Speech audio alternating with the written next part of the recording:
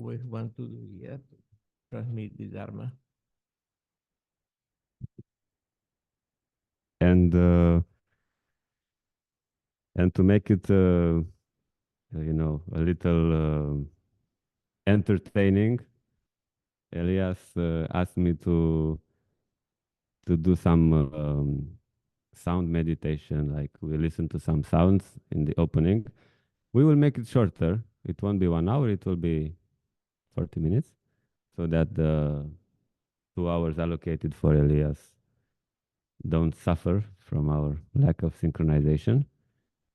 So we can start with that.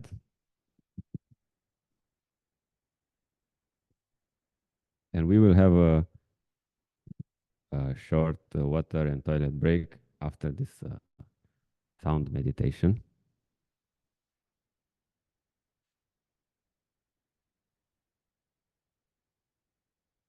So we can take a few deep breaths and settle our uh, presence in our bodies.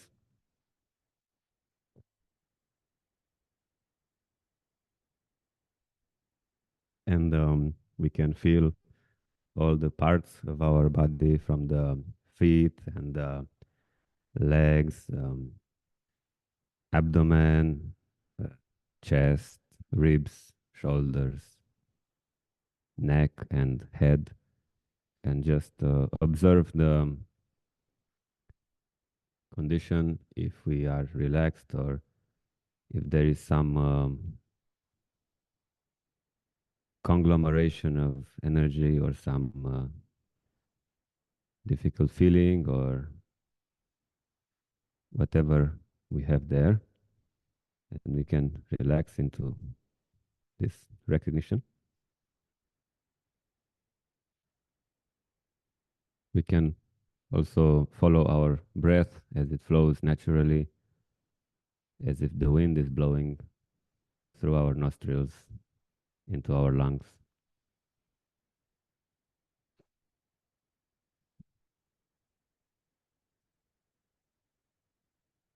And also we can observe our mental state if we have many thoughts, few thoughts, strong thoughts, subtle thoughts,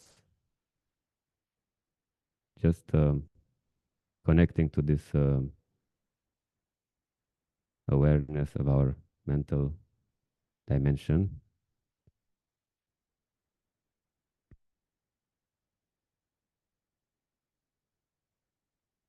and relaxing in this awareness also in the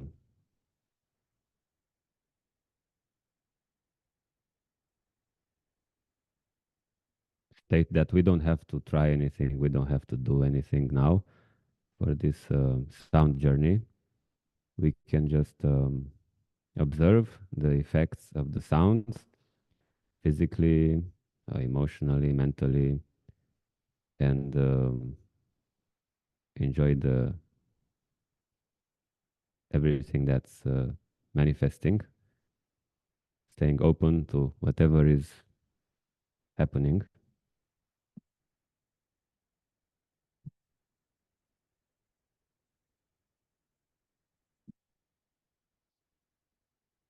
connecting directly to the sound, to the vibration, to the feeling of the sound, and observing and relaxing any kind of attempt to analyze the sound, to remember where I heard something similar, if I like it, if I don't like it. Just letting the sound enter our hearing, consciousness, and from there directly flowing into our body, into our experience, into our presence.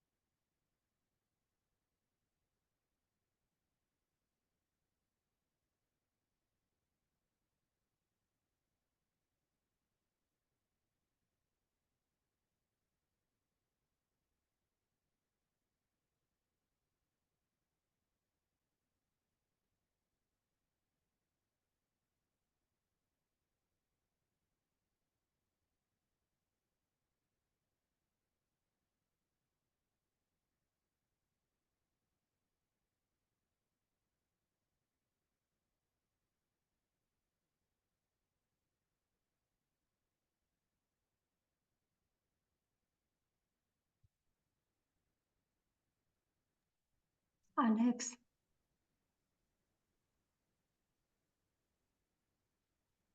we cannot hear.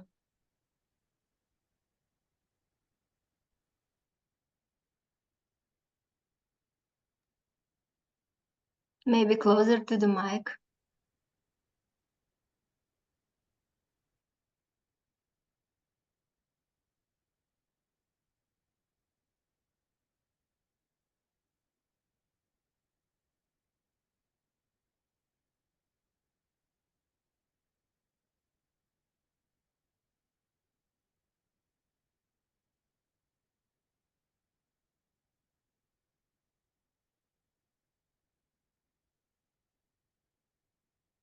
Yeah, you should have this sound setting in Zoom for deactivate this noise reduction. You know, in audio settings, you should select original sound for musicians, high fidelity music mode, so then Zoom doesn't filter the sound.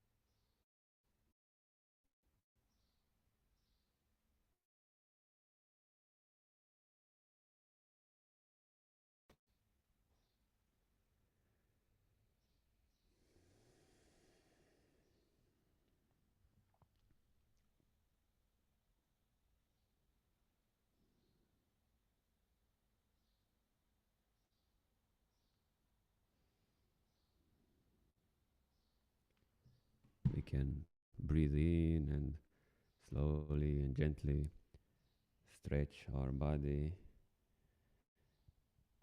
how it comes naturally.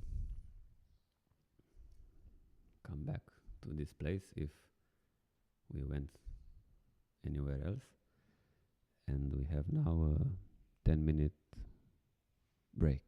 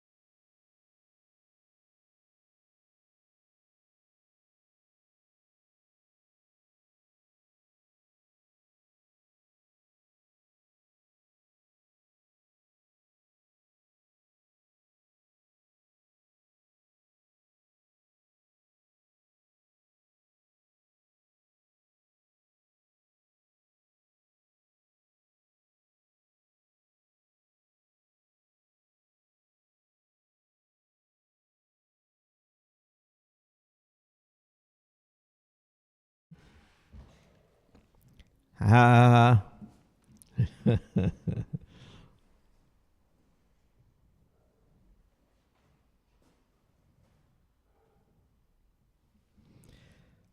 Okay. I was telling Alex that after his,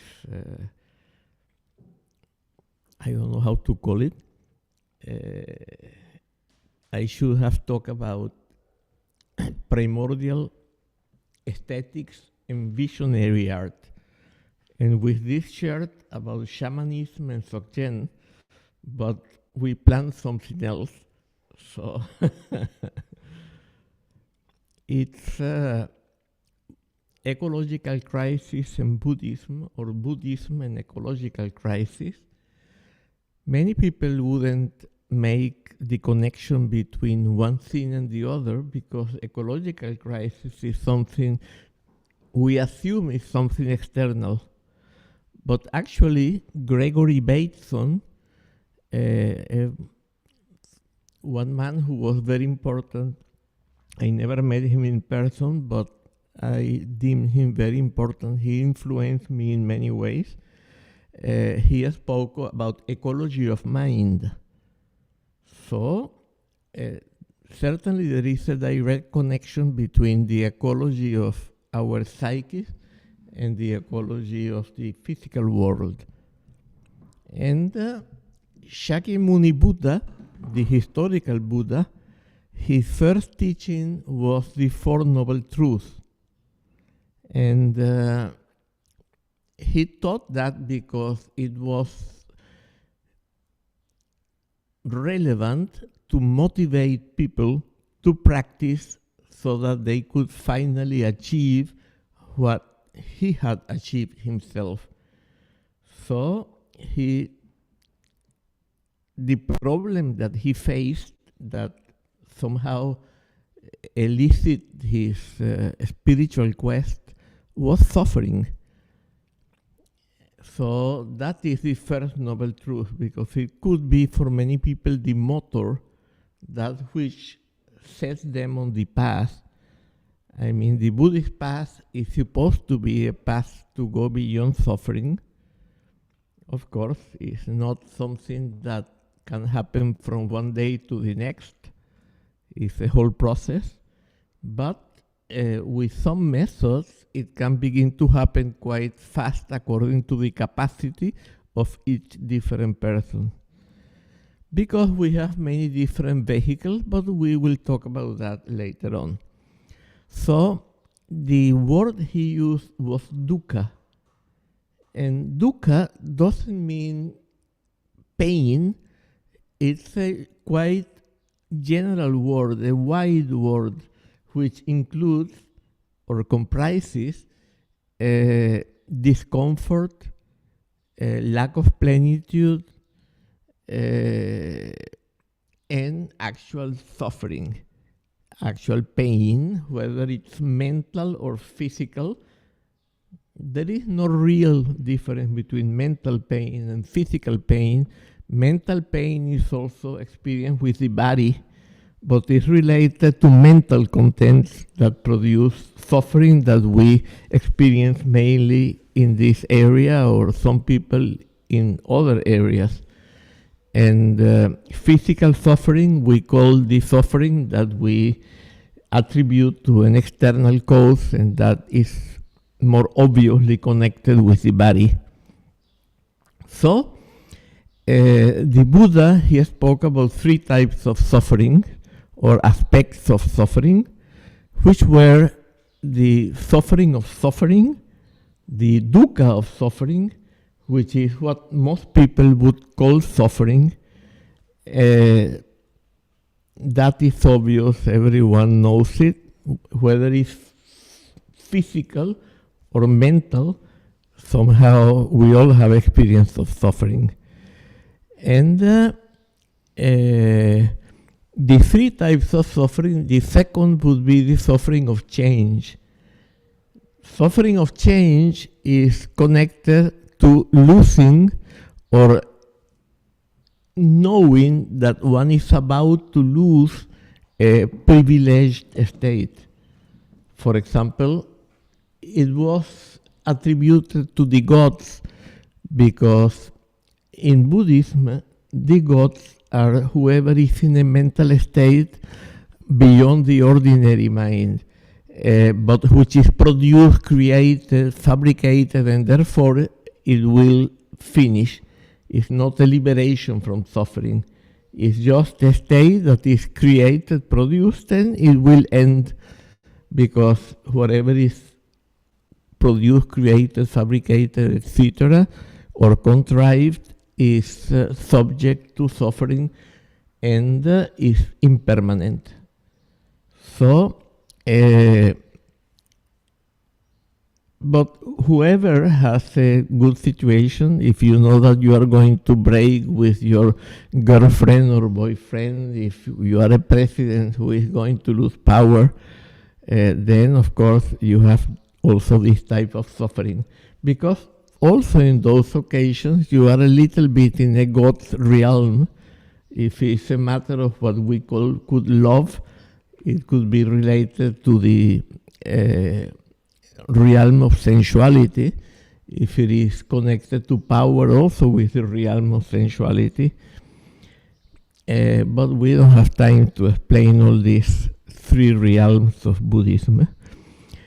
And finally, the suffering, all-pervading suffering, or suffering of samskaras, is something that most people are unaware of. We all experience it. Everyone experiences it.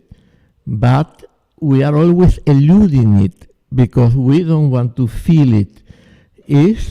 We have a constant lack of plenitude, a constant... and this lack of plenitude, so far as we reject it, it becomes a discomfort, a general discomfort, a kind of malaise that is always with us. And we always look elsewhere from that because that's very uncomfortable, so we don't want to experience that.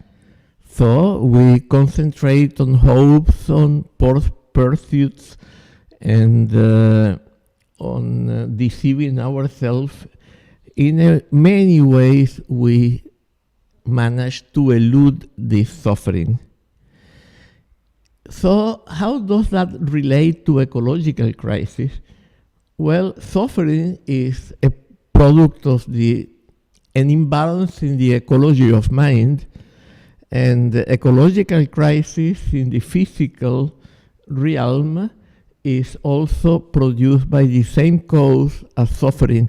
And it is the problem that humankind is facing at this time.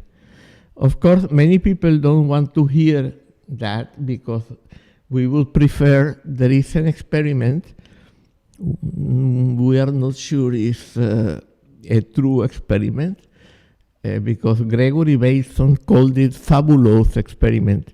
If you put a frog in cold water and you begin to heat the water gradually, the frog will be cooked to death without jumping out of the pot because its nervous system is not prepared to slow change.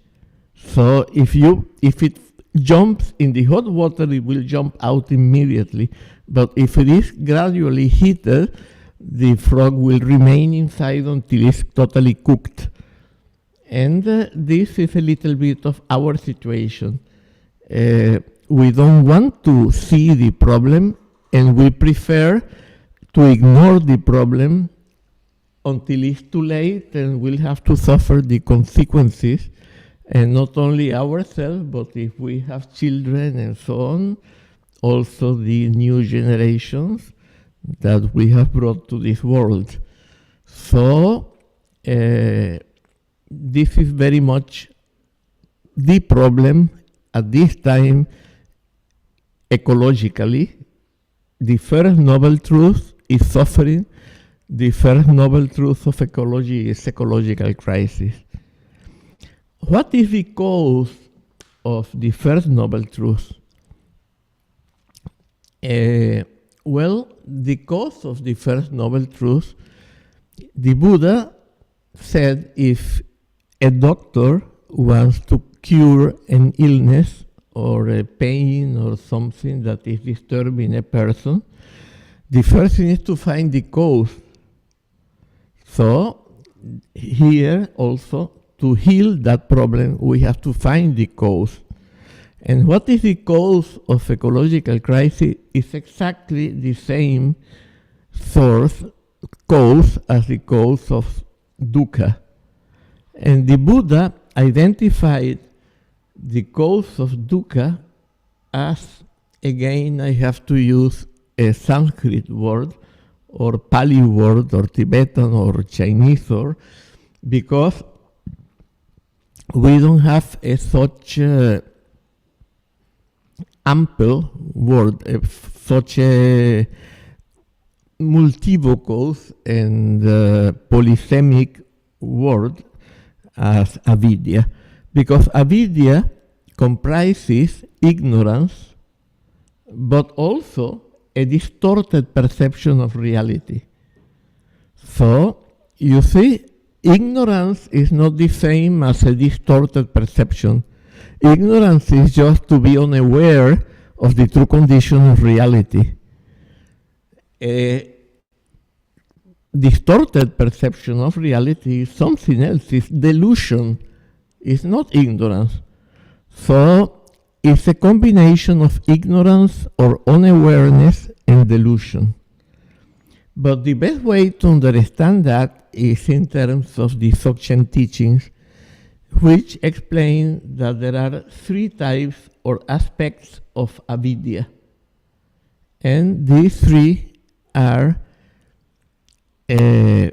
first, what could be translated as ignorance or unawareness. The ignorance or unawareness of the true condition of ourself and all phenomena due to a factor of a stupefaction that has been going along with the mental stream of sentient beings since time without beginning.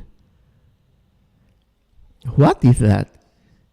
It's the fact that you become like astonished, and then we don't perceive the true condition anymore because we are distracted by this astonishment.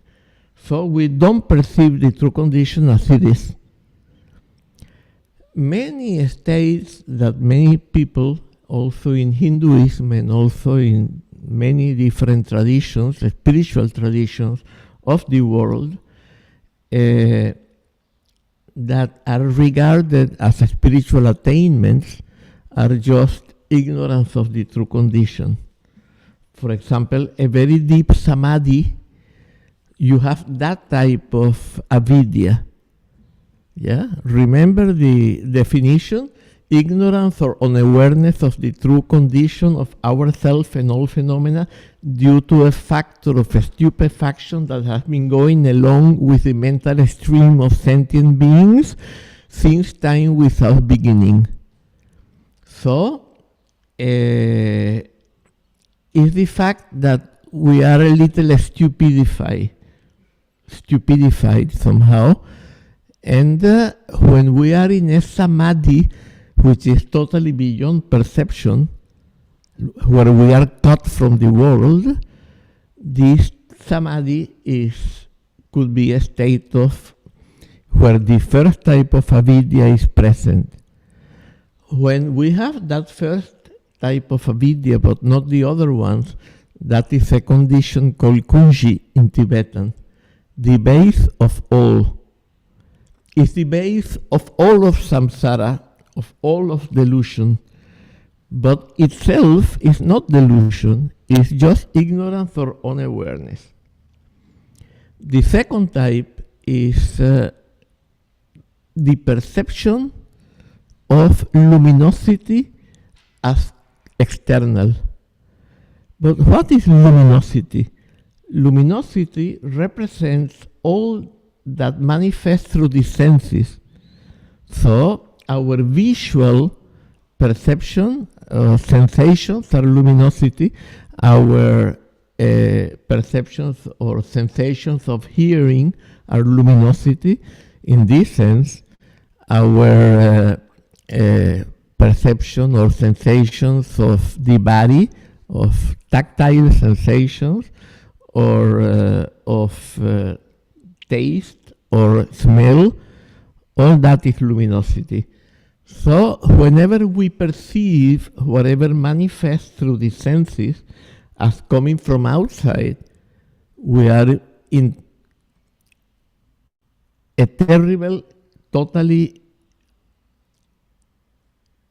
unbridgeable dualism of subject and object. And so long as there is that dualism, to speak about non-duality is a lie. So there are some systems that speak, for example, about a shakshin, a perceiver which is defined as totally other with regard to whatever manifests as object. And the ideal in those systems, including, for example, the Samkhya of Kapila, the Yoga of Patanjali, and even Advaita Vedanta incorporated that, the original type of Advaita Vedanta of Shankaracharya. They believe that you have to keep a shakshin which is defined as totally other with regard to the objects, whatever manifests as objects. But that is the basis of all dualities. So they negate somehow intellectually duality, but the basis of the whole experience of the practitioner is dualistic. So this is a false non-duality, I would say, a fake non-duality, because it's non-duality, intellectual non-duality over experiential duality. So, so long as we have that type of duality, we have the propensity to reject the object and to develop antagonism to nature also. So we can see the connection with ecological crisis at this point also.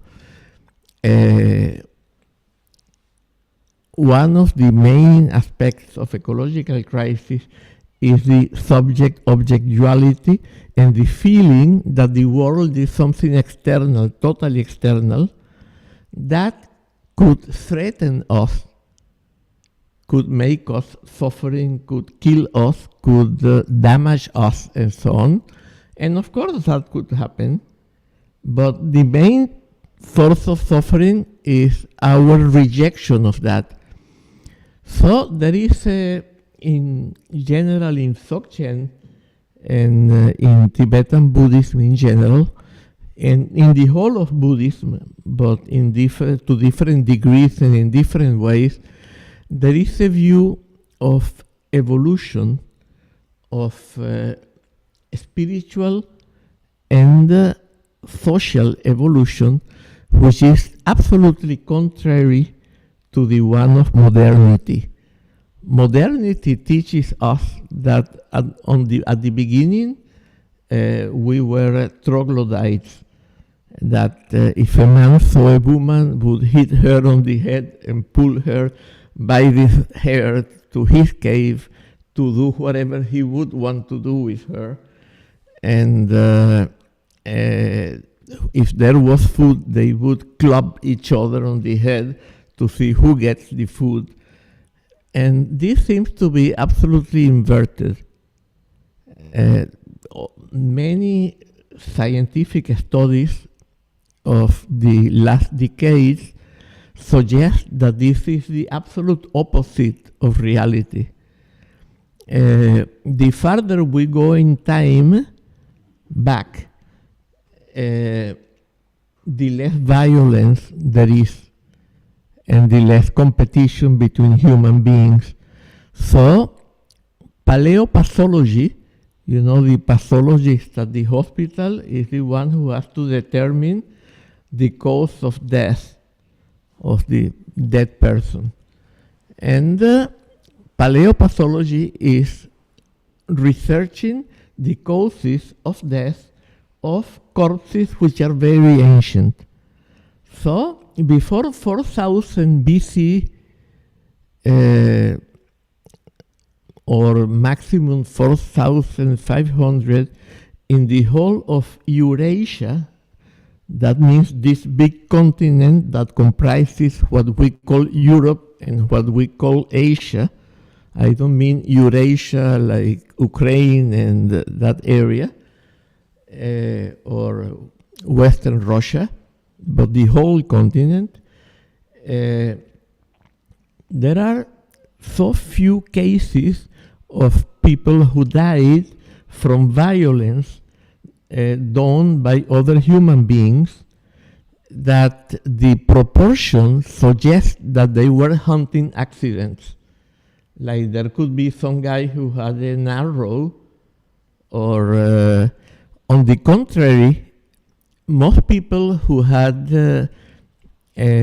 for example, broken bones or arrows and things like that, they were cared by other people and healed and cured. And in Europe, there was brain surgery in the prehistory. We cannot even imagine that, because it's the absolute opposite of what we are told in the view of modernity, that we were these savages. And also, all seems to point out that sexism is an invention after 4000 BC. So all of these things that we attribute to the humans of oldest times are actually inventions of the last 4,500 years, at least in this continent, because in the Sahara, in the Nile Valley, there are some places where you find violence beginning in 12,000 BC. And in Australia, 11,000. But in general, in Eurasia, not before 4,000, maximum 4,500. So, also, for example, in the Amazon, the earth is so poor, absolutely poor. There is this guy, Philippe Decola, a French ethnologist. He went to do research with the Achuar Indians. They used to be called Jibaros or Jibaros, and they used to say that they were head reducers. But these people, he realized that where they lived, the ecological, the variety, the biodiversity was much greater than in the areas that were uninhabited. So he thought, this is very strange. Yeah, it seems that they help this whole ecosystem develop instead of destroying it. You see, there is a book by Tom Dale and Vernon Gill Carter, which is called Topsoil and Civilization. And they show that all main civilizations, so many of the main civilizations in this world destroyed themselves through the wrong use they made of their environment. Instead, those people who are regarded as quite primitive, but I would rather say primordial or primal, they improved nature. So it seemed that they had some wisdom of interconnections, some ecological wisdom that allowed them to improve nature.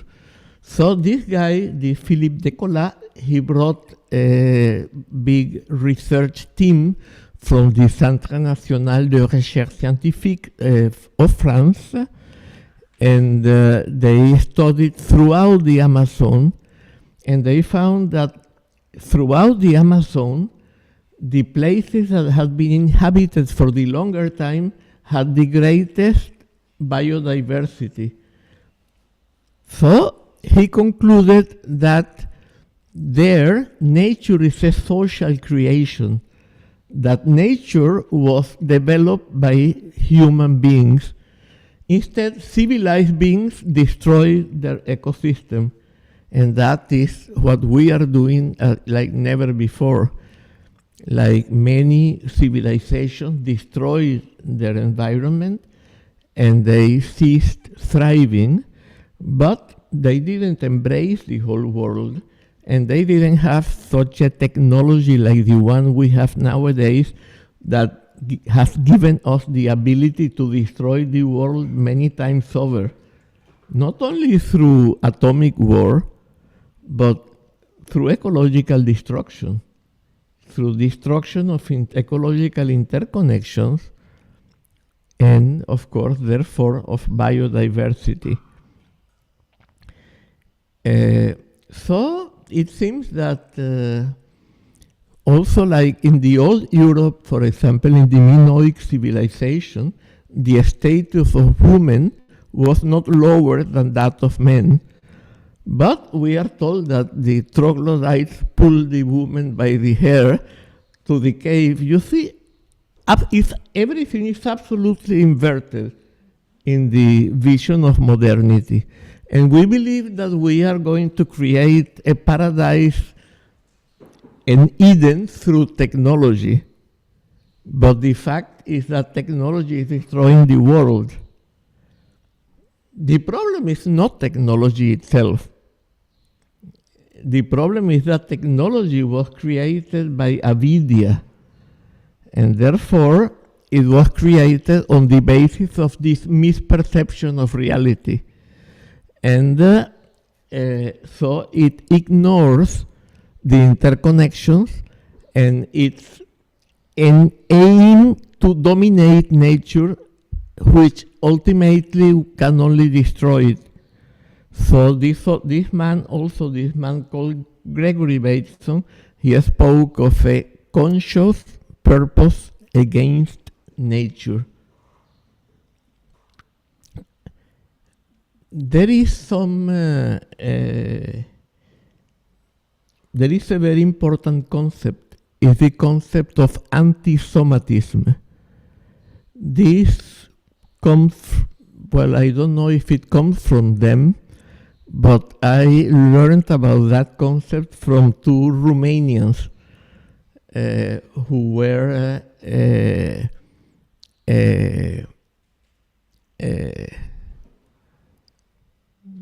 now I have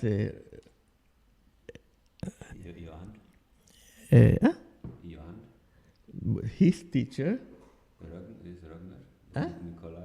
No. Yeah, Mircea Eliade. And his disciple, Ioan Petrus Culianu, they spoke about anti-somatism. And in religions, there are religions which are anti-somatic. They regard the body and also the physical universe as evil. And that is a development of the second type of avidya. And when it develops to such an strength as to give rise to this conscious purpose against nature, then at that point, that is one of the main roots of ecological crisis. What is the third avidya? The third avidya is once we have subject and object, the object is a continuum. We are not yet taking something as figure and leaving the rest as ground, as background. But then we develop what is called by Gestalt philosophy and Gestalt psychology the figure ground mind, we develop the compulsion to take something as figure and leave the rest as ground.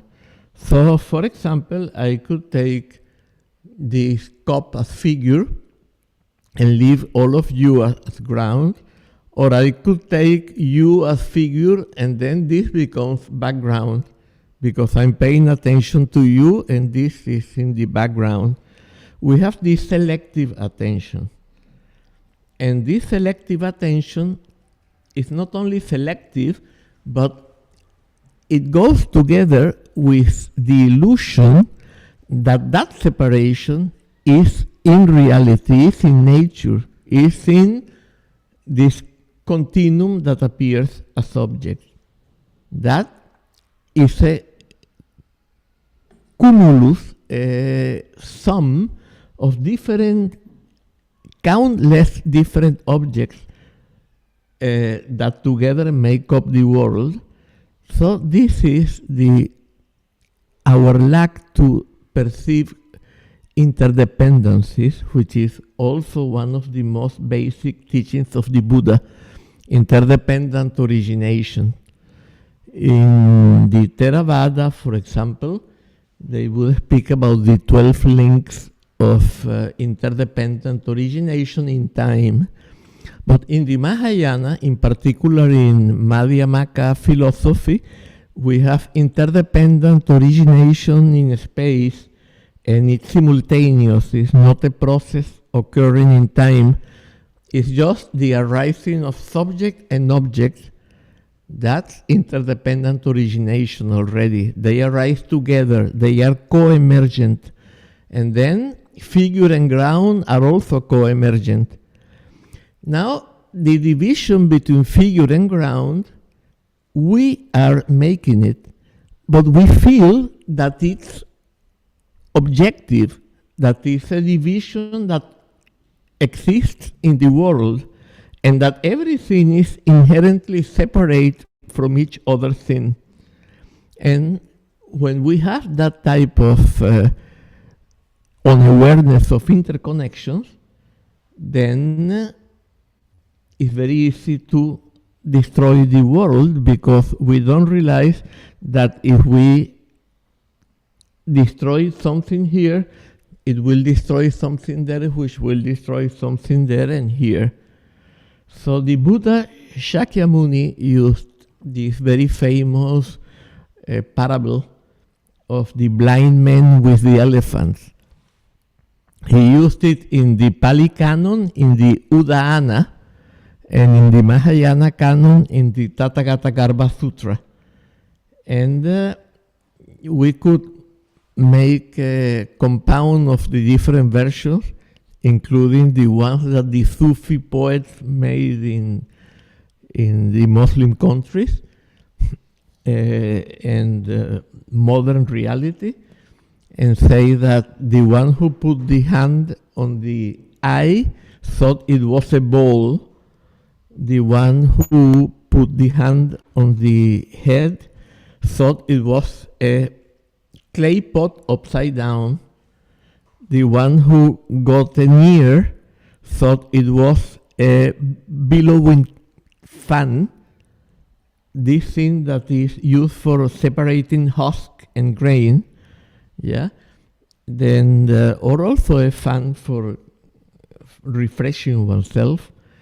And the one who took a tusk said it was an iron hook for carrying pieces of ice, these square pieces of ice.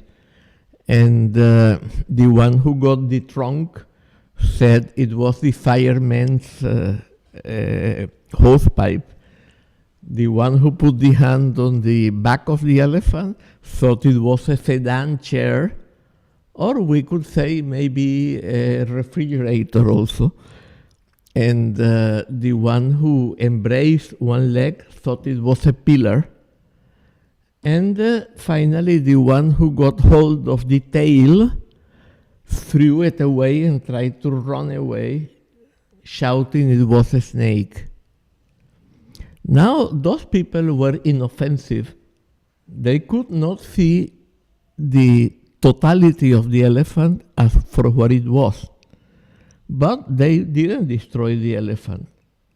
Now we are much worse than those people because we tear out whatever we think that we can use for our benefit, and we destroy whatever we feel threatening. So we cut the tail thinking it's a snake. We cut the legs thinking that we are blind. We could hit ourselves with these pillars. And we sever the trunk to use it as a hose pipe, and this as the tusk to use it, etc. So we kill the elephant because of our lack of realizing that it is a whole, and that the parts are not different, separate, and disconnected entities, but they are all parts of a single whole in which everything is interconnected with everything else. So this is very much the source of ecological crisis is avidya. It's not only the source of suffering, of dukkha, as the Buddha said, but it's also the source of ecological crisis. Another example was a frog at the bottom of a well, and that frog thought the sky was a blue circle and could not believe that the sky was something limitless. And one day she met another frog that used to live by the sea, and she spoke to him or to her about the sea, and then this frog would negate it because it was impossible that there was so much water. There could be only as much water as there was in her well. So, and there are many other examples, yeah? Gregory Bateson, the same man, he used to say that when we perceive an arc, we don't realize the arc to be part of a circuit. So if we feel a problem in an arc, we perceive a problem in an arc, we could develop weapons to destroy that where we see the problem. But if we destroy the arc, we destroy the circuit of which the arc is part. So there could be many other examples, but I think it's no need to go into all these other examples. So basically, the source of dukkha is avidya, and that same avidya is also the source of ecological crisis. And that is the source of the project of modernity. And then we believe that we can dominate nature and create a technological Eden. But the paradox is that Eden was the original condition.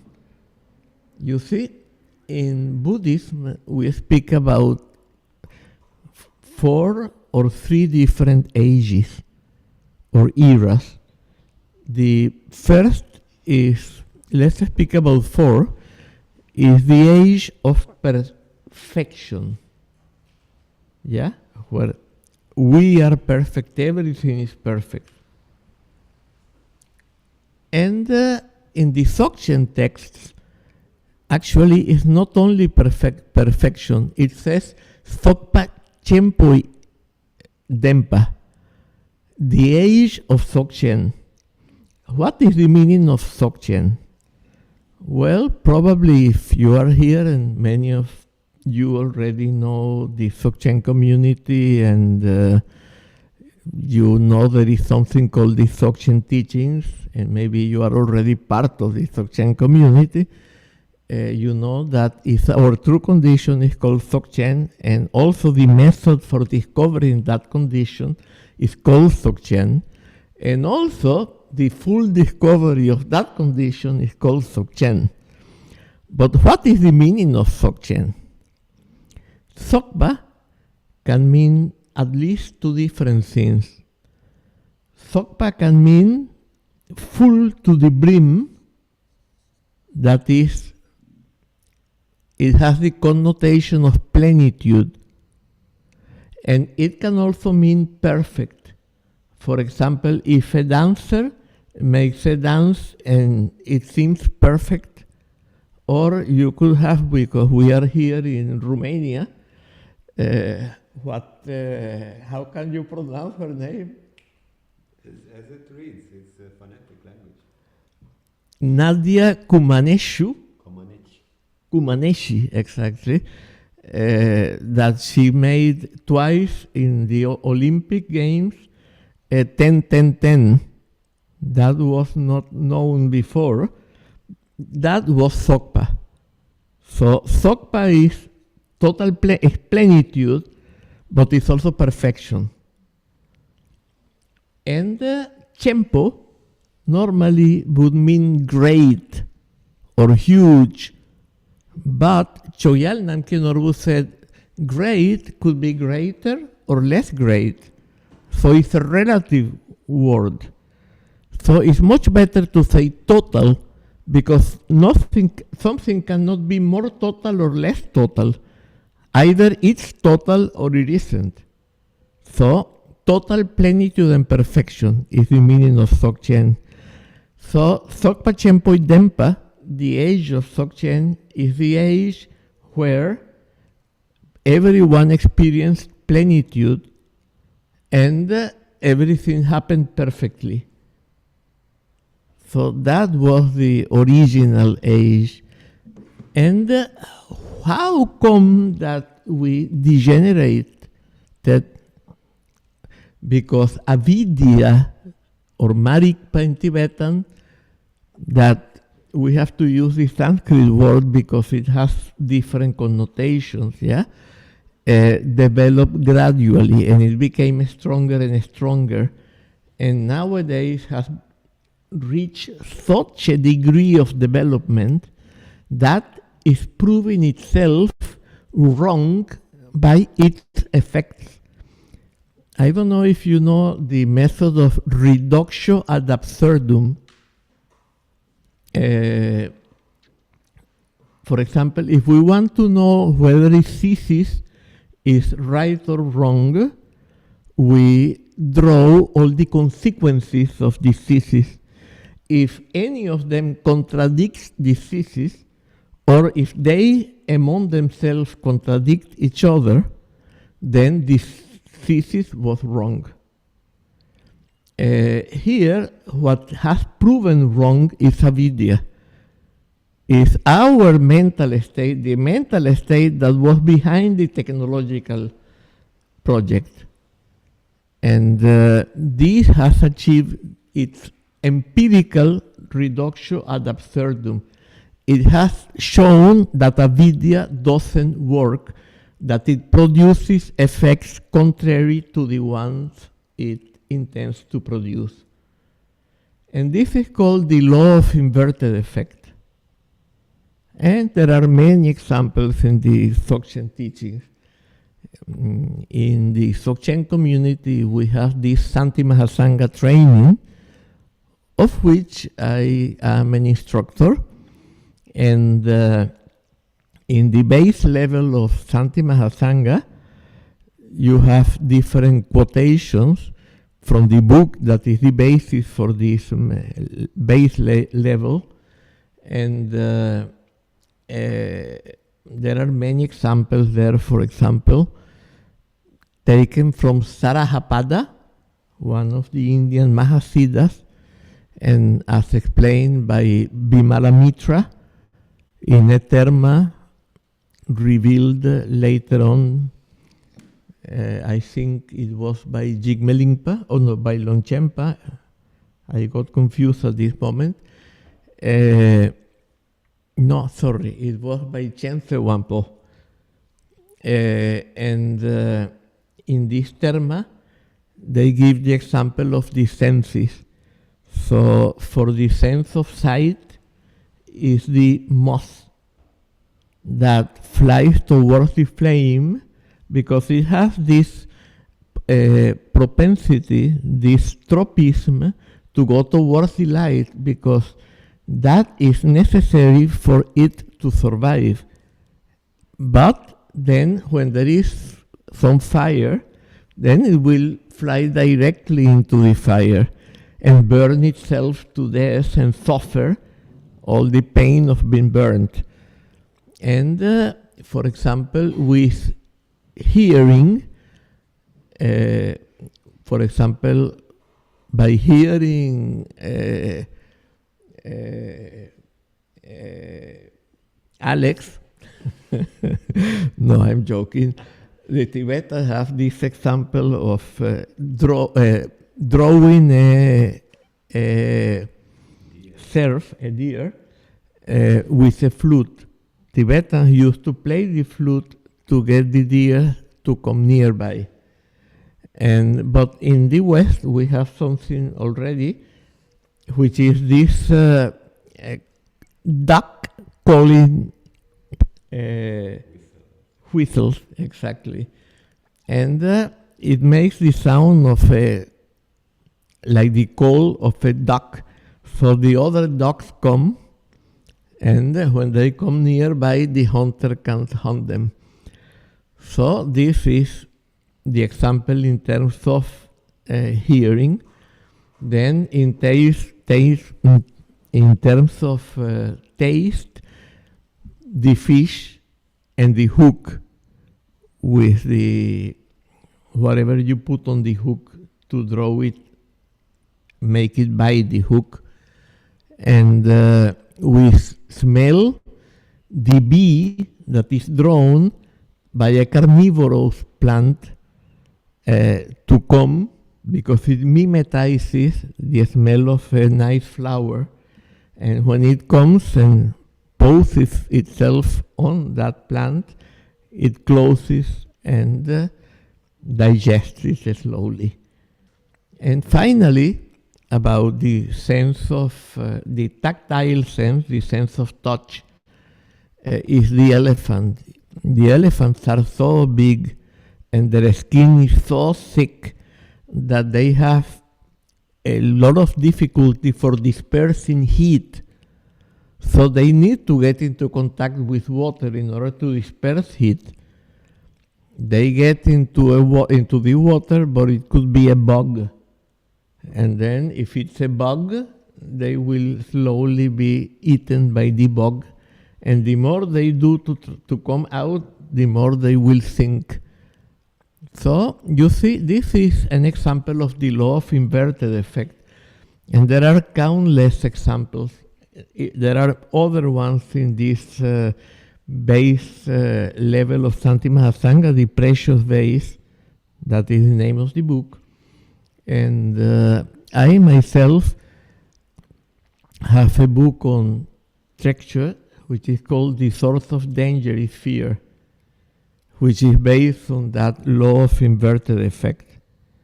And that's everywhere. You see, for example, with one of these old cars that didn't have ABS brakes and all these most modern systems for braking, if you felt that you were going too fast for a curve, for entering a curve, taking a curve, maybe you would put the brakes, but then the front wheels would stop turning, and then the car would stop turning, and the principle of inertia would make it go straight. So you will have an accident because of your attempt to avoid an accident. This is happening all the time. We create suffering through our rejection of suffering. We prevent pleasure because of our want to have pleasure. So it's happening all the time. I used to give an example to my students at the university. I would say, if the heterosexual males among you, what would you say if I told you that the 49 nymphs, let's say dakinis, the most desirable in the universe, would caress your naked body with good feathers, trying to procure you the greatest pleasure possible. They would say, I want it, teacher. And I would say, yeah, but they will continue to do it for 49 days and nights non-stop. So at the beginning you would be, but then more and more and more and more, and this is the same and the same and the same, and I can't stop. At some point you would say, stop it, either physically or mentally, but they will go for 49 days and nights, so it will become a Chinese torture. Well, that's how we call it in the West, yeah? So torture can be also through too much pleasure extended in time.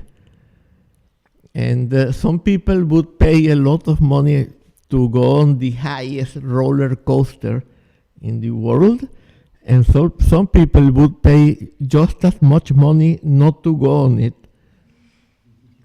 So as you see, all depends on acceptance or rejection. Pleasure depends on acceptance, and pain on rejection, and neutral sensations on indifference to sensation.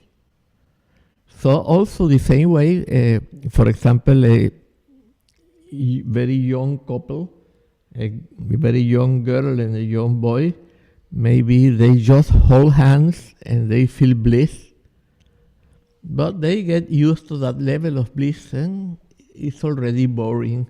So they want to have a little more pleasure. Maybe they embrace and they go like that, and they enter into a sexual relationship, and then they come to a point at which they only think of the climax, and they don't enjoy what is going on at the moment because they are thinking of dissolving themselves in pleasure in the moment of climax. But when the moment of climax comes, because you still want to continue to be a separate being who is enjoying this pleasure, you don't fuse yourself in the pleasure.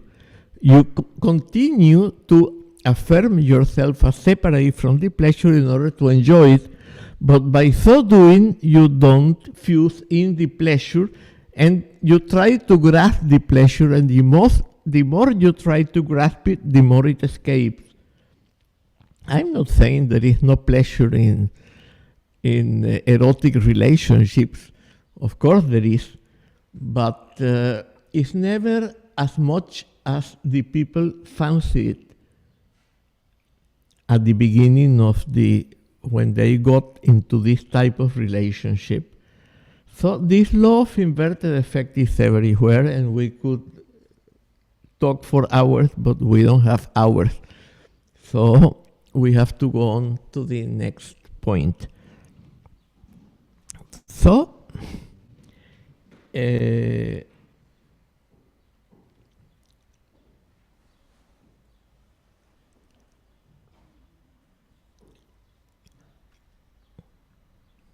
yes. So the third noble truth is the truth of the fruit,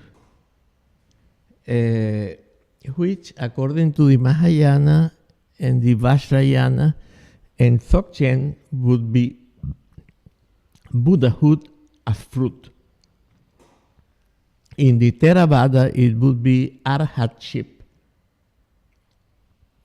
They believe that normal people cannot attain Buddhahood. They have to conform themselves with some other realization which is lower than Buddhahood. And it's a static nirvana, like there is one state called the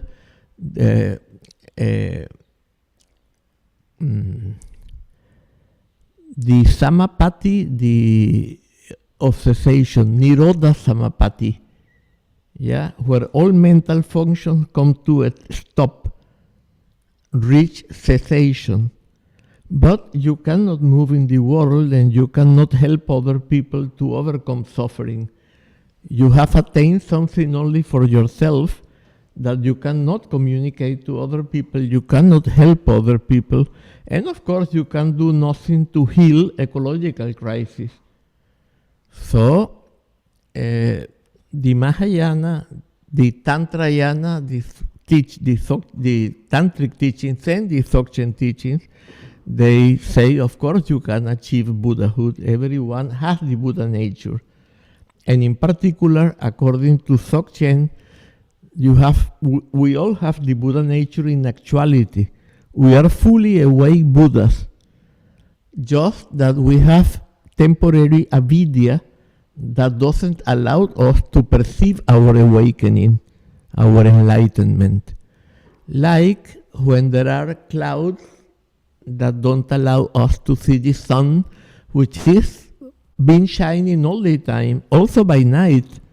It's the earth that has turned around, but the sun is always shining.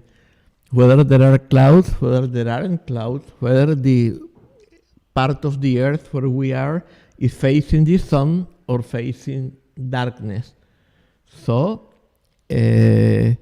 basically, that is our problem, that we have these temporary obstructions. But we are fully awake Buddhas. For the Theravada, they imagine the Buddha Shakyamuni as being 3 meters tall, because he was not like us, so they had to make this difference. And if you go to Kandy in Sri Lanka, there is a temple called the Temple of the Tooth. And supposedly it's a tooth of Shakyamuni Buddha, but it's this big. So it could be from a wild boar, we don't know, and it was worked to make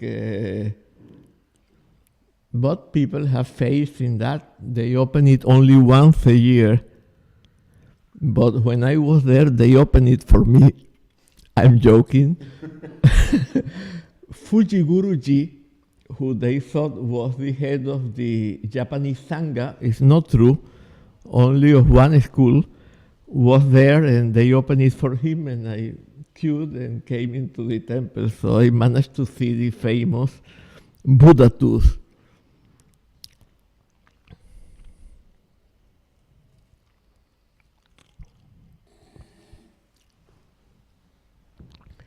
So, what is Buddhahood? In the Theravada, for example, they would see it as the lack of all the bad things of samsara. But it also has qualities, especially as Buddhahood, it has countless qualities. Not only lack of suffering, but also a capacity to deal with reality which is much greater than that of ordinary people. Like, for example, there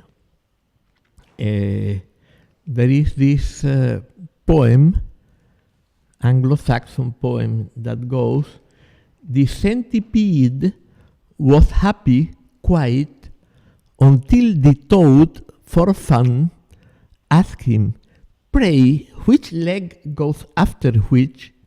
which brought his mind to such a pitch that he fell into a ditch while thinking how to run." So the centipede was walking perfectly, and he knew exactly how to put each feet after the other, until he was asked which one you put after which, and he began to try to control his legs, and they got entangled, and he fell into a ditch, and then the toad.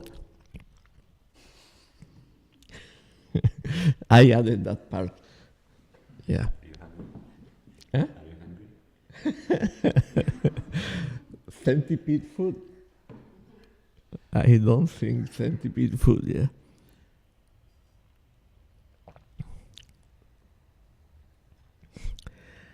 And on the other hand, an awake person has much more capacity than ordinary people. We have two examples in the Chuanzi. It's a Taoist book, but Taoism is very much related to Buddhism. And even I wrote an article trying to show that it was very likely developed from the ancient Dzogchen teachings of the Bonpos. I put a lot of evidence, but of course it's not possible to demonstrate something relating to the past, even to the present. So modern epistemologists don't believe that you can prove anything whatsoever. And this is good because then we know that science is fallible and it doesn't hold the truth. And this is very important because technology is based on science and science is based on knowledge, but perfect knowledge of reality is unattainable, except through another means, which is the discovery of the true condition, when all types of avidya disappear. But then that's not an intellectual truth. It's not based on adequation of the intellect to the object or vice versa, but it's something different. It's lack of distortion, lack of delusion. So, Chui, the artisan, used to draw circles by hand better than with the compass. Why? Because his qualities were integrated and he suffered no impediment. He didn't suffer the impediment of the centipede effect. Yes? So his circles were perfect drawn by hand. And another example is a cook or butcher, because the Chinese character is the same for both cook and butcher, who never had to sharpen the knife because it would always go perfectly through the joints without touching the bones. So it got never damaged and it didn't need sharpening.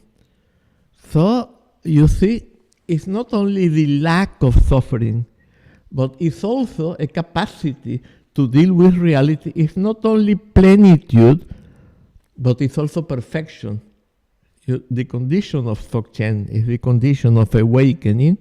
It was always our true condition because it was like the sun that was already shining, but we don't experience it. And we don't have the benefits because of avidya, which interrupts it as the clouds or the turning of the earth.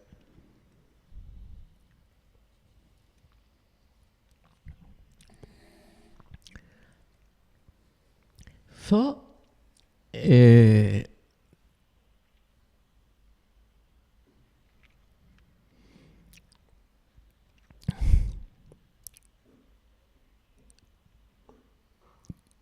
yes. So the fourth noble truth is the truth of the past.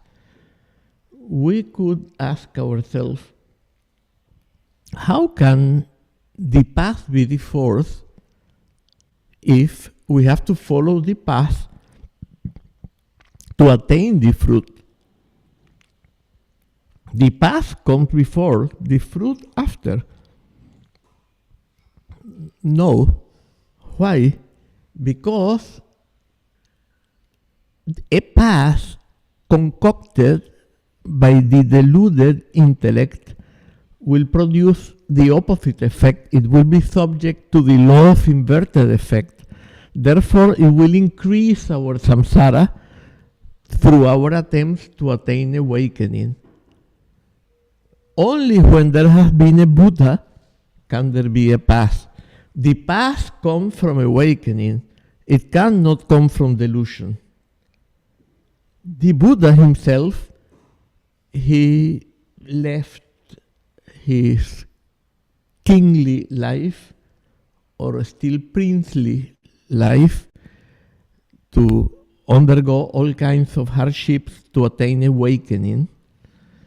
And so he was very aware of how having all what normal people would want was not happiness. And he went to look for awakening, and he went to look for teachers. And he was with two teachers, and he realized that this teacher climbed to very nice states, but those states were created, produced, fabricated, induced, contrived, intentional, compounded, or conditioned. Samskrita. And all that is Samskrita is impermanent and subject to suffering. So the states they attained were states of the God realms. There are three realms, which are the realm of sensuality, and there are the gods of sensuality, and there is the realm of form, and there are the gods of form. Form is concentration on a figure, and that figure could be a dot or could be a visualization, but it's a figure. It could be a yantra or a mandala, but it's still a figure. And finally, the formless realms is when we go beyond the separation between figure and background, and we are in a state of totality. But there is still a very subtle perception that there is someone perceiving that. So the basis of dualism is there. And therefore people cling to those states in order to avoid suffering, but those states are impermanent and they will foresee their fall. So the Buddha followed one Alama Kalada, who came to the third formless realm, and he left him, and then he followed Udraka Ramaputra, who attained the highest, the fourth formless realm. But he realized they were falling from those states, and they had all the passions just the same. You see, if you escape suffering because of what we explained about the good feathers, acceptance and rejection.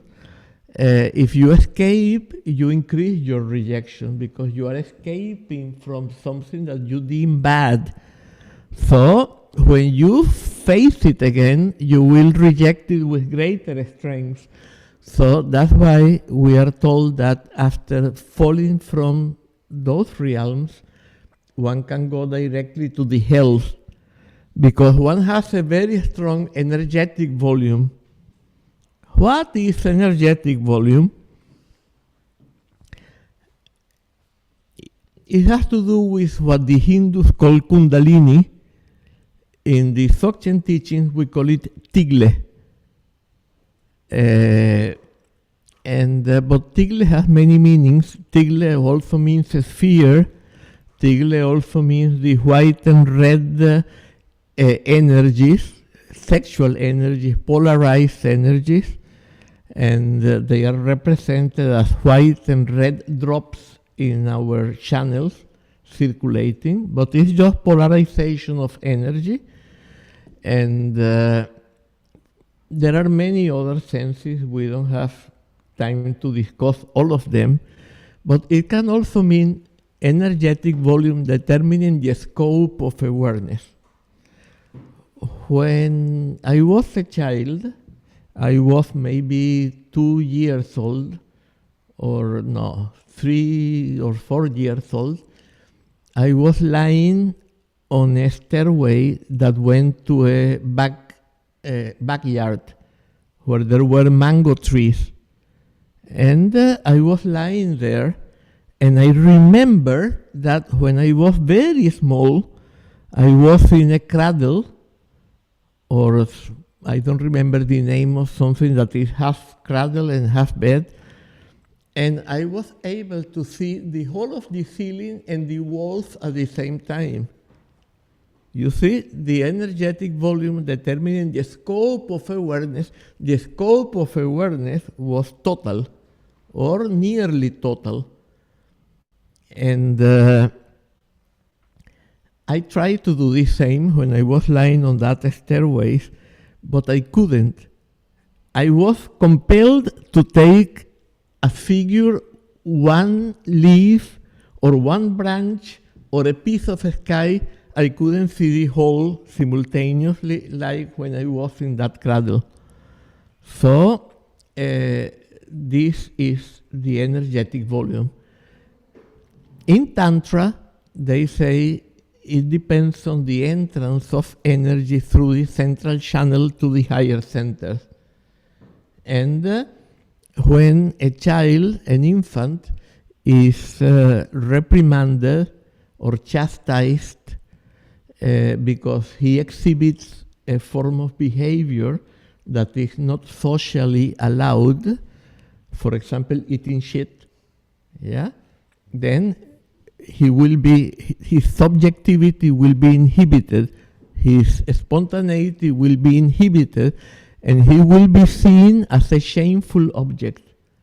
And then he contracts all the muscles, or she contracts all the muscles, and the tantric theory is that reduces the energetic flow through the central channel to the higher centers. And it gets reduced, so we develop the figure ground mind. In Dzogchen, that is not exactly the view.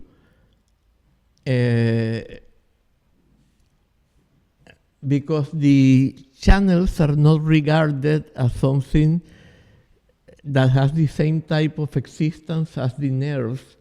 Because the nerves, we cannot visualize them differently than what they are and produce effects. But the channels, if we visualize them in different ways, we produce different effects. For example, there is one practice where you visualize your central channel getting bigger, bigger, bigger, until it englobes the whole universe. And that helps the energetic volume to increase. And there are practices in which you visualize two channels on the sides joining here, but there are other ones in which they join somewhere else. So, according to the effect, you visualize them differently. So, Chanchup Dorje, the root teacher of Chogyal Namkhen Norbu, said these channels don't have the same type of existence as, for example, the nerves or the bones or the blood vessels and veins and so on, but they are of a different type. So that is not relevant for us, what type of existence they have. What is relevant is that this figure ground mind depends on a low energetic volume. And if we want to recover totality, we have to increase the energetic volume. In Tantra, this is done through the practices of Tsalun Tigle and the practices of Tummo, for example, and practices of Yab Yum and so on. There are many different practices that can increase the energetic volume, determining the scope of awareness. In Dzogchen, it increases through different methods. So we have methods which are far more instantaneous and direct, but of course that makes them a little more dangerous also. So, for example, in some Rushen, you can increase them quite fast. In doing Tsalun Tigle, it will take years, and you will have to go to a long retreat in the mountains, practicing that in order to increase the energetic volume. But if you go, for example, not only Rushen and some Semsin, like the Semsin of Yugu, that we are going to practice in Digar, Merigar East, near Constanza, and that we have this retreat. I don't remember the dates. I never know the dates. Tuesday. Starts on Tuesday. Okay. And but if, for example, we have very advanced practices in which we go into a dark room or into a dark room with a little beam of light coming to your eyes, and that induces visions, and it increases the energetic volume very fast and very high. The effect is not very different from that of psychedelic drugs. I mean, you see visions, you see colors and things like that. But in this case, it lasts for as long as you stay in those conditions. It's not something that will finish after a few hours. And just as taking psychedelics is extremely dangerous, because people could get totally confused and end up in the madhouse, in the same way, we cannot attempt to do one of these practices until we are really prepared. And how are we prepared? Well, the truth of the past, the fourth noble truth, is you have, well, normally they speak about eightfold noble paths. But I'm going to explain it in terms of the three paths of liberation, which most Tibetans say are Hinayana, Mahayana, Vajrayana. But there was a very ancient tradition that had been almost forgotten in Tibet. It comes from the time of Padmasambhava, from a book by a direct disciple of Padmasambhava who was Nup Namkyen Nyingpo, the Katang Denga. That book was hidden as a terma and was revealed in the 14th century by Urgen Lingpa, one of the greatest tertuns. And, well, there is a story in the Dzogchen community with him, but we don't have time for that. Also, Nubchen Sangye Yeshe, he wrote the Samten Migdrön. And Nubchen Sangye Yeshe was not direct disciple of Padmasambhava. He was a second or third generation disciple. But we have that book since that time. It was never hidden as a terma. It's been in the libraries, in the Tibetan libraries since that time. And I think it was also in Tunghuang, which was revealed in year 1900. No. In year, 900. Year 1900, by Paul Pelliot and Rudolf Stein. They led an expedition and they opened that, and there was this huge library. Anyhow, it was also in the ordinary Tibetan libraries.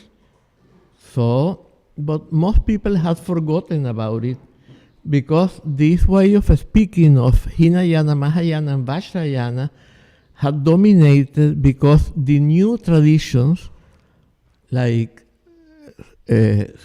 Sakya, Kagyu, and Gelug, they didn't have Dzogchen, and therefore they didn't have a path of self-liberation. So, but this original way of teaching was path of transformation, including Hinayana and Mahayana. The only Hinayana tradition alive is Theravada, but there are many others. You said transformation. What? You said transformation. No, I meant renunciation. Thank you very much. Yeah. A path of renunciation includes Hinayana and Mahayana.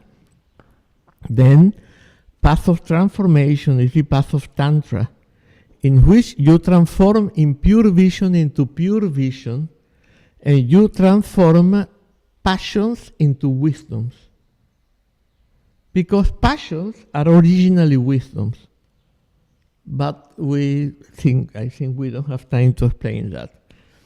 It's been explained in many other teachings given by many masters and also by a non-master like myself. So you can find that in many places. Of course, that path is more dangerous because it elicits higher energies in a shorter time than the path of renunciation. Therefore, is compared with preparing the Makshika medicine. You see, in Ayurvedic medicine of the northern tradition, which is Tantric, and also in Taoism, and of course in Tibetan Buddhism, you have a medicine that is prepared from, you put embers under the earth in a pit, deep pit, and you have to trap the vapors in a mixture of gold and sulfur. And the result is a stone that looks like chromated, like silver, but when you scratch it with a grater, a red powder comes from it. And in the European health systems, they say these medicines contain mercury. They are very dangerous. You should avoid them. But they are for long life and for increasing the energetic volume. And so they don't know that this mercury has been neutralized. Anyhow, if you prepare it wrongly and you inhale the vapors, you destroy yourself. You get nervous problems, the imbalance is very strong ones, and your skin goes totally dry and, well. So they say it's very much like business. Businessmen know that the higher the risk, the higher the earning. A business with a small risk is a business with a small earning. A business with a big risk can be or can be a disaster. A business with producing a lot of money. So the same in spirituality, yeah?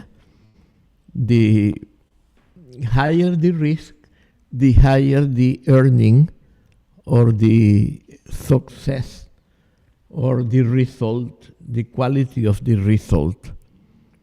So, the highest path is the path of self-liberation. And that is the Dzogchen path. In Tantra, you will have to go to a retreat, ideally 9 years, 9 months, and 9 days, medium 777, shortest 333. And without that, it's very hard that you attain any result. That's not practical for people who have to work for their living, or people who have families. Or imagine also a student that comes out of the university and goes for a 10-year retreat, and when comes back, he tries to get a job Your curriculum, your CV, well, I don't have because I was 10 years in retreat. Oh, this guy is crazy. We won't hire him. Or most likely he was kicked out of all the jobs and he doesn't want to show the CV. So this is not practical. Dzogchen, you can attain realization without the need to go. Of course, if you go into a very long retreat, you can have maybe stabilize your realization far more completely. And you can also come to a very high attainment, like what is called the body of light or the rainbow body, or even what is called the total transference, which I won't explain now. This path is based on the best way to explain it is in terms of the testament of Guru Grab Dorje, the first master of Buddhist Dzogchen. And he said, direct introduction, that is the first statement. The second is you must attain total certainty. Yeah? And Chogyal Namkhe Norbu glossed that as not to remain in doubt.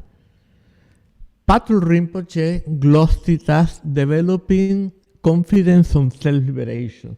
They go together because you need to be totally certain that the true condition of reality is the one that you discover upon direct introduction.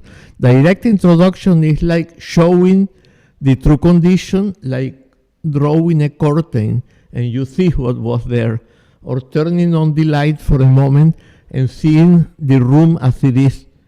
Then you turn it off again. But if you develop total certainty, then you can continue to practice. But you also need to have certainty that when you look at a thought directly and nakedly, the thought will self-liberate. So the two glossings are complementary. And the last statement is to continue in the state. To continue in the state of Rigpa, in the awake state.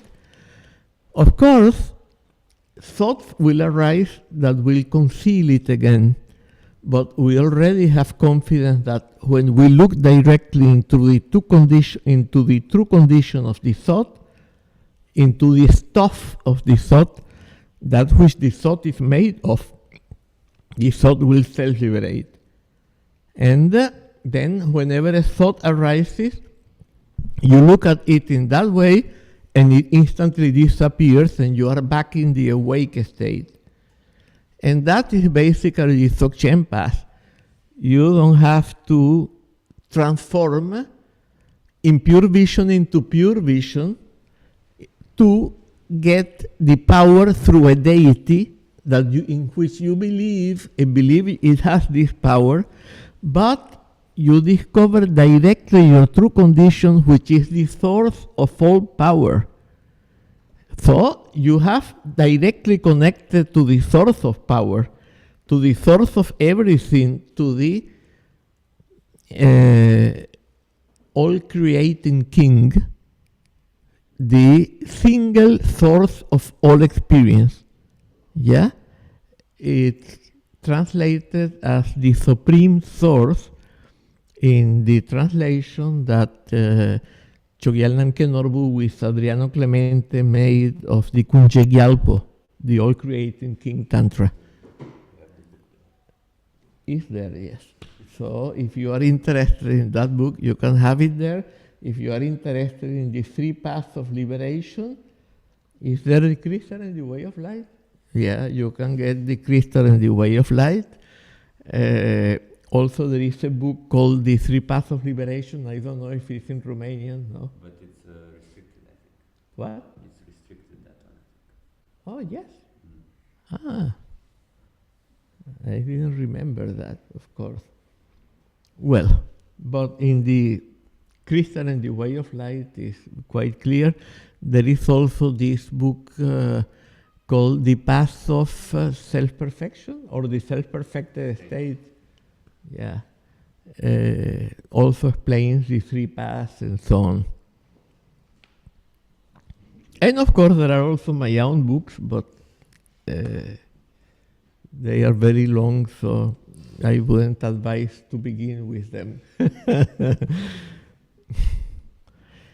So, what is the path for ecological crisis?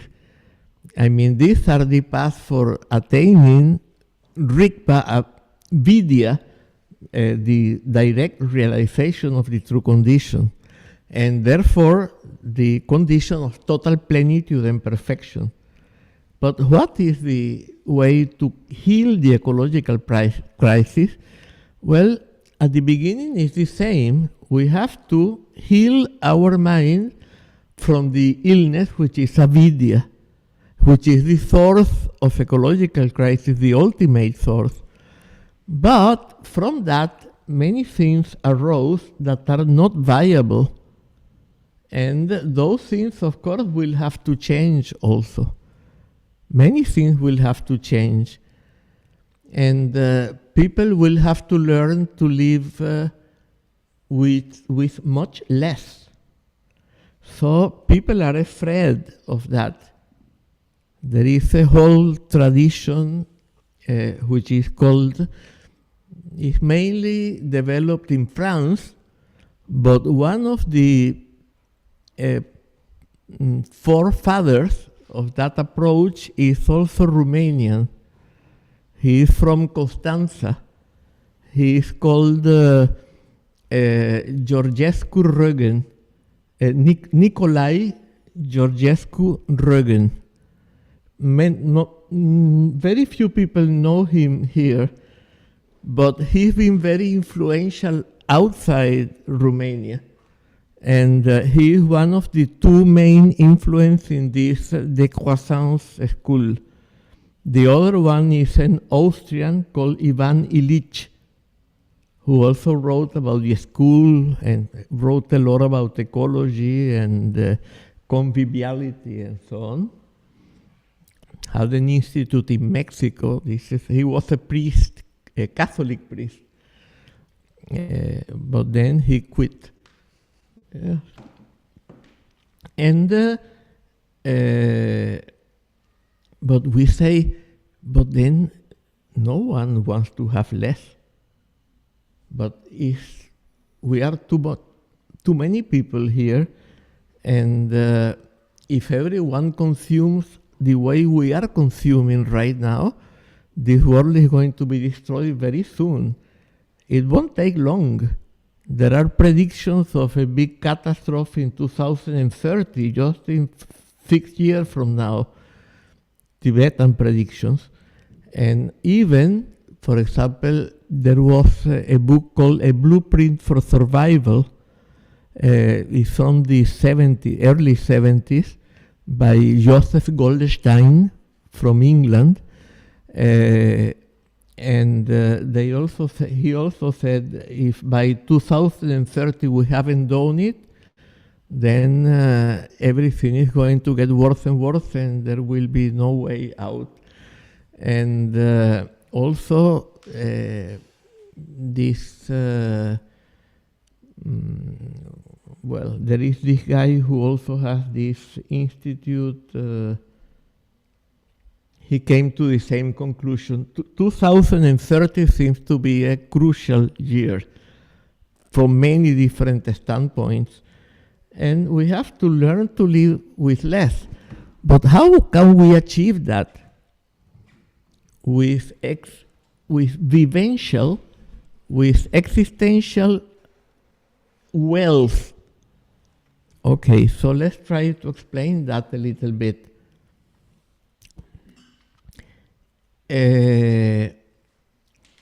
When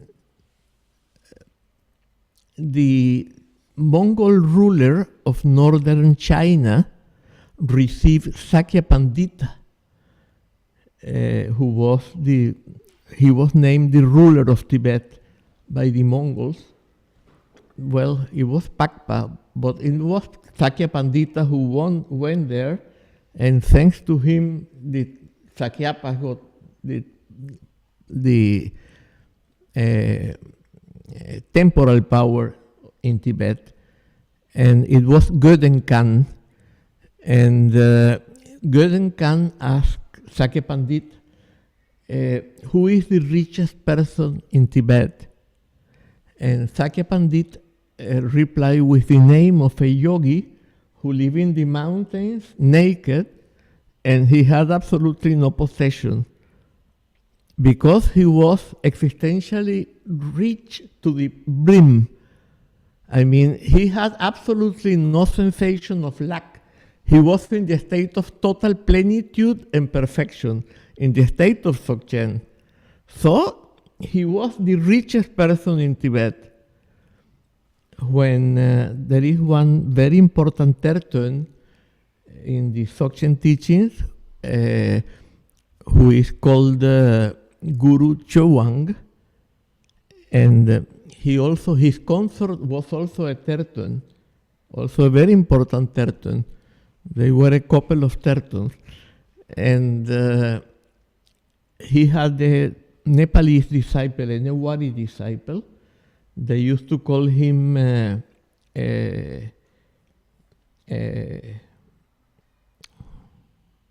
well, I forgot the name right now. I always quoting it, but Bare. Okay. Bare was a gold seeker. He went to Tibet to collect gold, and he got all his gold in 3 purses containing gold powder.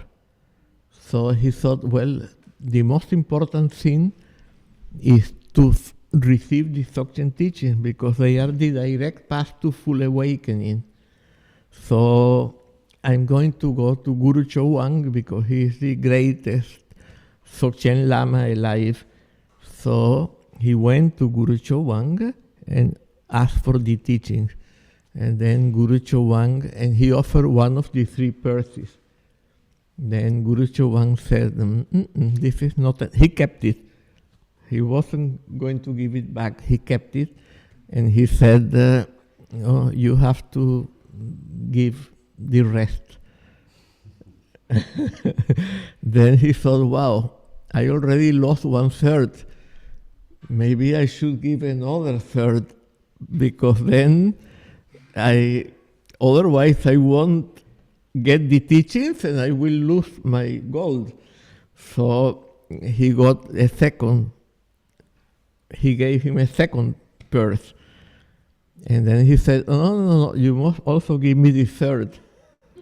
And then he thought, wow, now what can I do? I will go without the teachings and lose 2/3. Then I have to go back without the teachings. Okay, here you are. This is all I have. And then he made a burnt offering, mixing it with tampa. And Bare was very relieved when he realized that the gold was still there. It hadn't burned. And then he brought him to the bank of the river, and he threw all the gold powder to the river, saying, what should I want gold for if the whole universe is gold for me? So you see, he had absolute existential richness, existential wealth, and he didn't need any gold. Of course, many people say, oh, that was not very nice.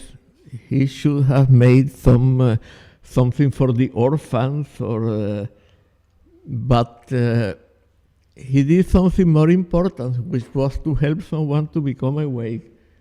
And without that, it wouldn't have happened. So it was really worthwhile to lose all that gold, and because it was to receive the way to attain total.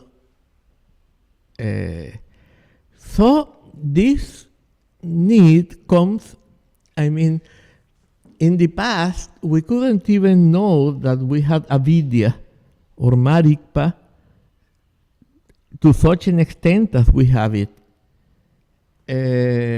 Because it hadn't proven by its effect to be destructive and to be a source of poison. But nowadays that we have realized that the world is about to destroy itself unless we change our mind and we get rid of avidya, and then we do all the changes on the physical level that are necessary for the world to go on. This is like proven that avidya had to be extracted like a bad tooth or like a tumor that would destroy the organism if left in it. Yeah. So it's and this type of thing, they were always known. For example, in Tao, in the Chuanzi also, there is the story of a peasant who was passing the water to his fields with a cube, and then some Confucian sage came to him and told him, "Why are you doing this? Don't you know that if you use a gao, it's a machine that gets filled, and then the weight pushes it and the water falls on the other side. Yeah, it's a very simple machine. You could irrigate your field, and you wouldn't have to work so much, and you could produce more grain." And then he said, "I know that machine very well. I'm not so stupid as those people who believe in using technology in order to produce more. This would only result in the destruction of the world." And another story also of the Chuanzi was the same. A peasant went to a Taoist sage and told him, "Oh, look, I am having to carry this water with 2 cubes from the water source up there to irrigate my fields. And I just realized if I made a channel alongside the mountain, gradually descending, I could irrigate my whole fields and produce much more. Then I could help also my neighbors and so on." And the Taoist sage said, "If you do that, you will set up a mechanism that would end up destroying the world." In both Tibet and the Andes, the wheel was prohibited. It was known, but it was prohibited. In Tibet, it was all around in praying wheels that function with the water from the river or from a very small brook or something. And they also had these praying wheels, but it was prohibited to use them for building carriages. And on the Andes, they had toys with wheels for the children, but they didn't use that, was prohibited for carrying things or taking people from one place to another. So they knew what was going to happen if we took the path that humanity took. And they warned against it, and there are warnings like that also in Greek mythology. There are many. One of them is the one of Prometheus, the one who looks to the future. And he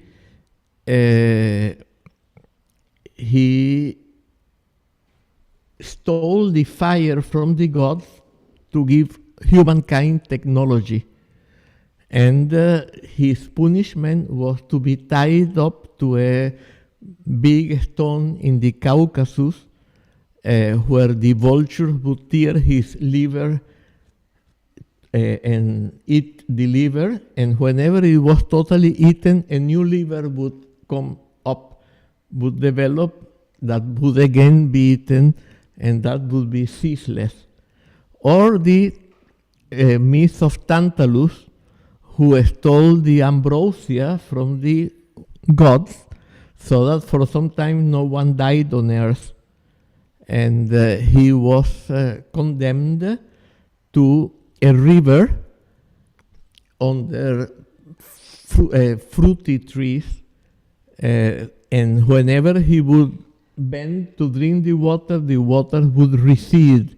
And whenever he extended his arm to get the fruits, the branches would go up. And another myth was the myth of Sisyphus, who also he chained Thanatos, death, so that for some time nobody died on earth. And then he was also sent to be always pushing a stone. He was tied to the stone with a chain, iron chain. He had to push this stone to the pinnacle of hell. And whenever it reached the pinnacle of hell, he would have to balance it there, but it was impossible to keep it balanced. It would always slip and bring him back to the bottom. And again, he had to push it up. And this is a description of a symbol for contemporary life. We are always pushing a stone to the end, and it never remains there. It pushes us back. Or Tantalus, all these mass media are telling us we must have this and that to feel complete and to feel nice. But the more we try to get to feel ourselves, the more empty we feel, and it's very much like the Tantalus myth. I could go on for much longer, but what exactly? We are leaving 10 minutes for any question or objection or whatever, or new idea. Both for the people who are presentially here and for the people who are listening through the internet.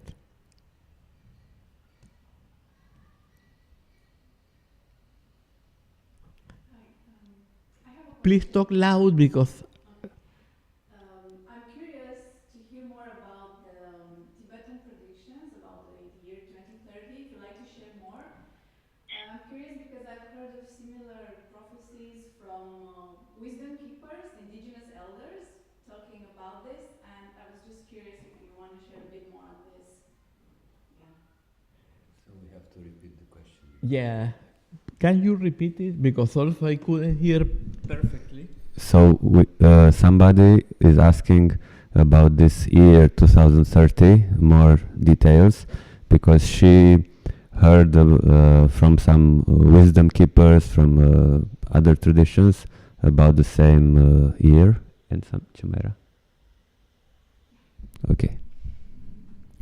Well, because prophecies are always symbolic, so we don't know whether to take them literally, but the way Jamyang Chensi Choki Lodro, who was the one who made that prophecy known to Tibetans, explained it was that a meteorite would fall in the sea, but just by the coast of some place, And this would develop a whole catastrophe in which so many things would follow one after the other.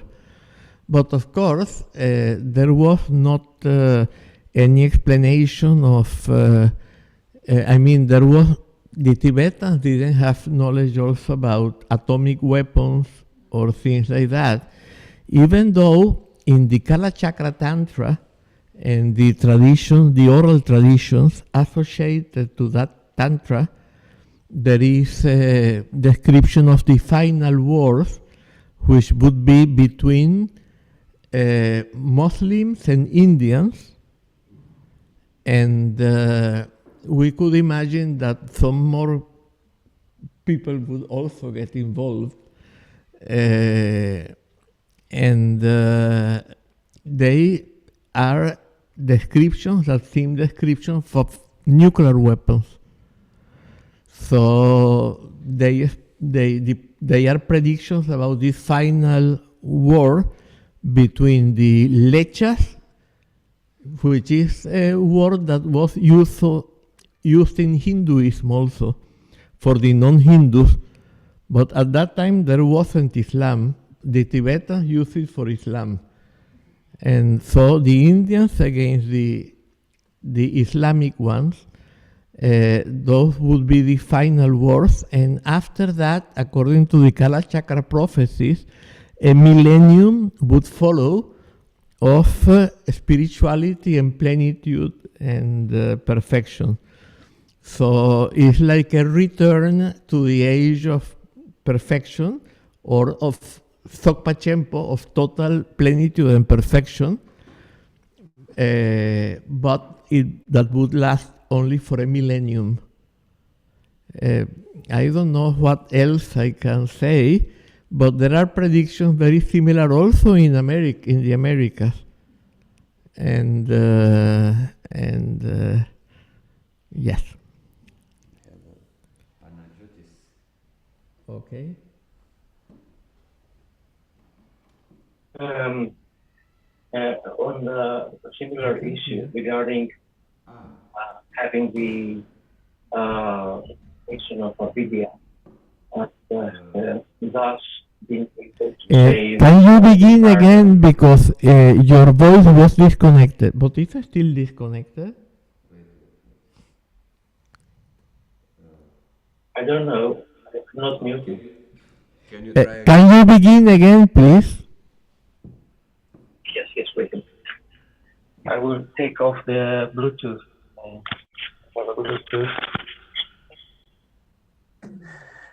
Can you hear me now? Yeah.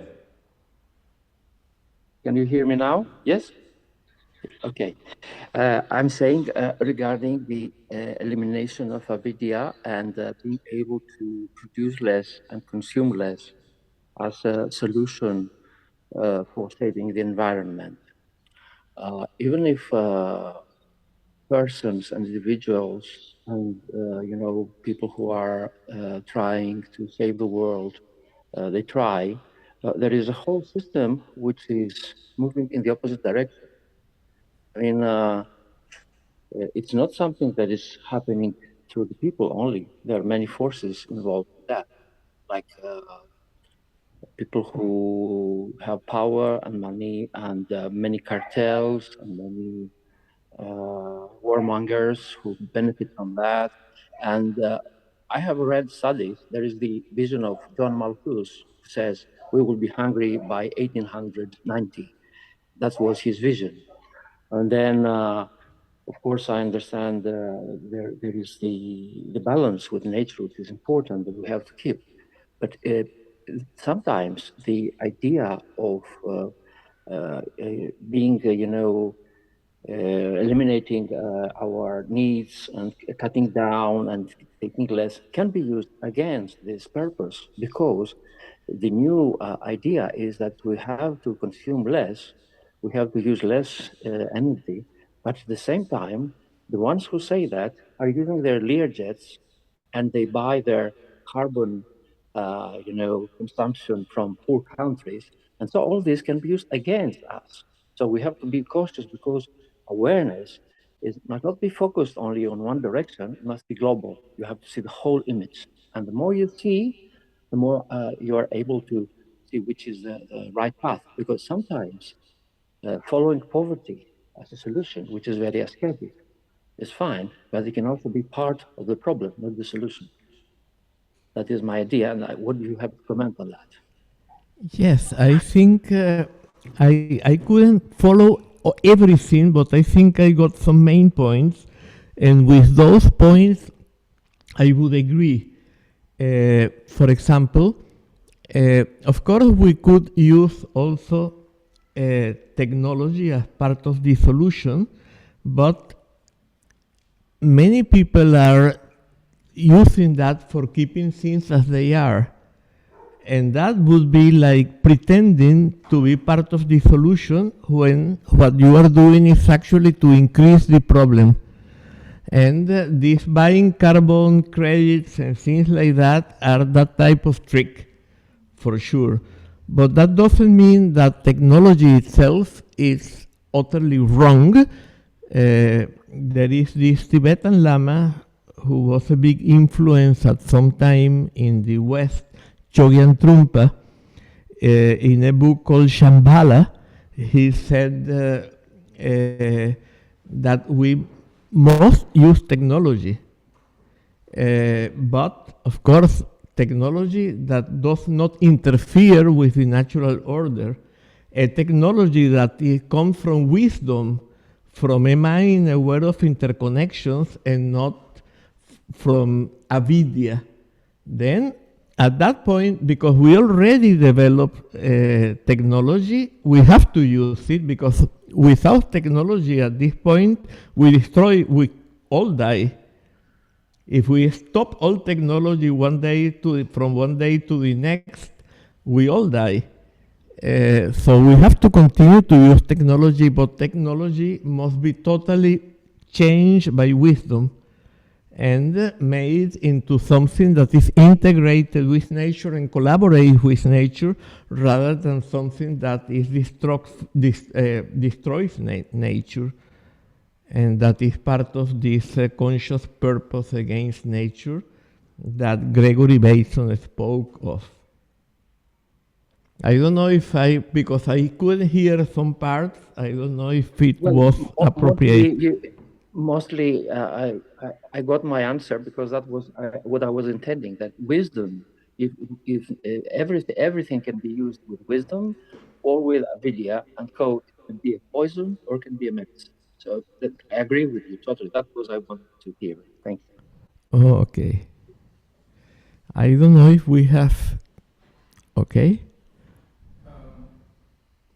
You spoke a lot about avidya as kind of a, let's say, root poison.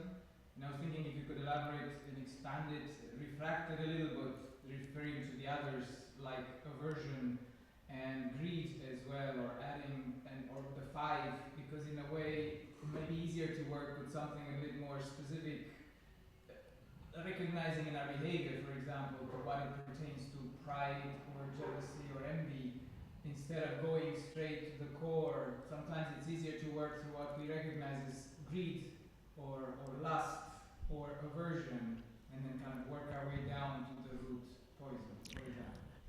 It can be, yes, but of course, like what I had to explain was what was the root cause, because all the 3 poisons, or the 5 or 6 or 84,000 poisons, come from the root one, which is avidya in general. So from avidya comes the 3, which are, because we don't realize that all that is outside is inside, we develop this desire, very strong desire and thirst, and because we don't realize that which we see outside as threatening is part of us, we develop anger and antagonism and so on. And when we don't realize that in the ignorance, which is timug, because sometimes we say avidya and desire and anger, but actually is avidya is all of them, and the middle one would be timug, which is like a stupidity, like not being unaware, something like that. Some people say bewilderment, but I think it's better translated as unawareness. Yeah. So of course, on the path, you will work with all of them, and because they manifest as the passions, not as one passion, but all the passions come from that root. So the Dzogchen teachings work more with the root, the main root, but of course through its manifestation in the different passions. So the thing is to discover Vidya, Rigpa, which has two aspects, or three, or five, or as many as we want to draw, because we made the divisions. We can say Katak el Lundrub, yes, total plenitude, primordial purity, which implies total plenitude, and self-perfection, Lundrub, which implies manifestation also. So when we say three, is essence, nature, and energy. Essence would be like the Dharmakaya of the base. Nature would be like the Sambhogakaya of the base, and energy would be like the Nirmanakaya of the base.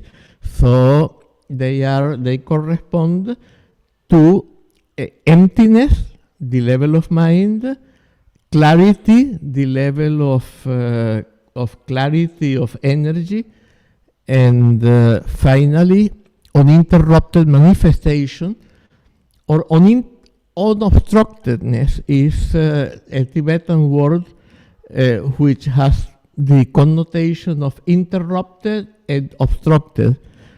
Non-obstruction, non-interruption. Because of the non-obstructedness of the true condition, it can manifest anything, and therefore is uninterruptedly manifesting. And these are the three aspects of our true condition according to the Dzogchen teachings. And so this uninterrupted manifestation can manifest as samsara or nirvana. So once it's manifesting as samsara, we have to discover it, the true condition, so that it manifests as nirvana. And instead of drawing the power from a deity or something like that, like in Tantra, we discover this primordial purity, which is emptiness, directly in our true condition. And we draw all the power from the self-perfection aspect. And therefore, we get directly from the true condition without depending on a source of a visualization or a transformation or anything. And whatever arises when we discover its primordial purity aspect, it self-liberates. Spontaneously liberates itself. That's like the Lundrub aspect. That's more the path of Dzogchen, but of course you apply it when there is aggression, when there is desire, when there is ignorance. It doesn't matter. You apply it in all contexts, but the basic teaching is basically the same in Dzogchen. In Tantra, you apply transformation, and then it's different, the transformation for desire than the one for anger and so on, or for all the other passions. I don't know if that more or less...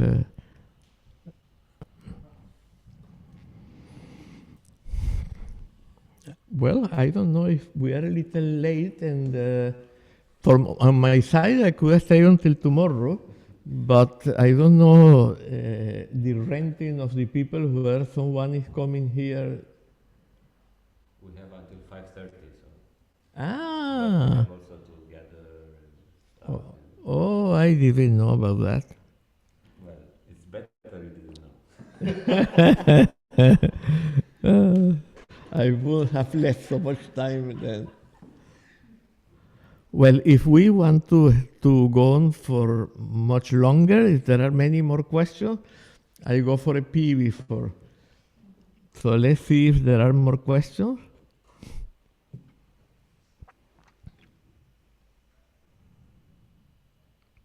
It seems no more presential questions.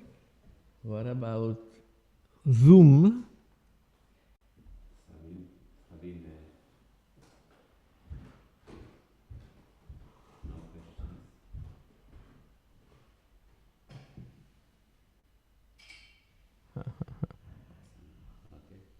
Okay, it seems. It's a total plenitude. Okay, imperfection.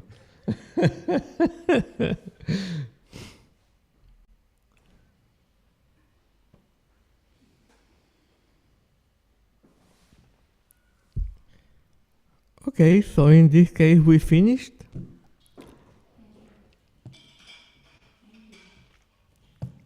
Thanks everyone for coming. Thank you. Yes.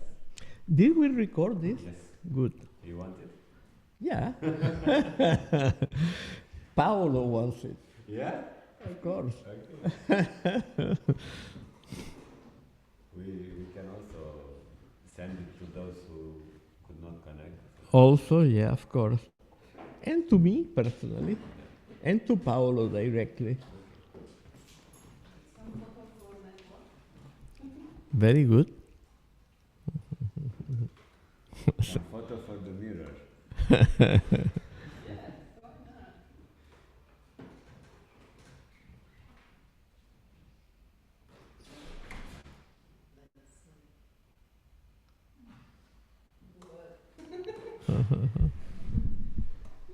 Thank you. Goodbye. See you soon.